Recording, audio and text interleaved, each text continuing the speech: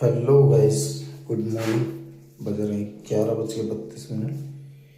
Actually क्या होता है, जिस दिन मैं घर आता हूँ ना, फिर मैं ड्यूटी जाता हूँ तो मैं अपने कुत्ते को नहला के जाता हूँ।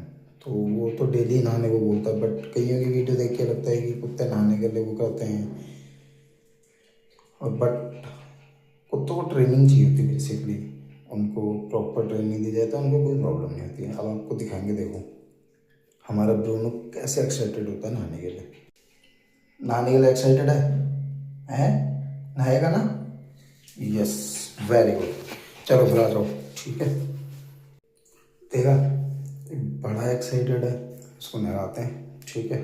इसके क्योंकि नहाने का दिन है, ये नहाएगा आज, बढ़िया से नहलाएंगे इसको। देखो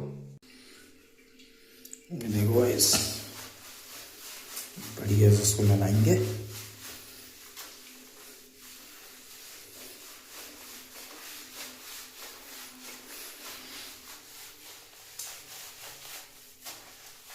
प्यार से नहलाना कुत्ते को, कोई दिक्कत नहीं, कुछ नहीं करते कुत्ते, ठीक है। चलो लाइक शेयर एंड फॉलो कर दो।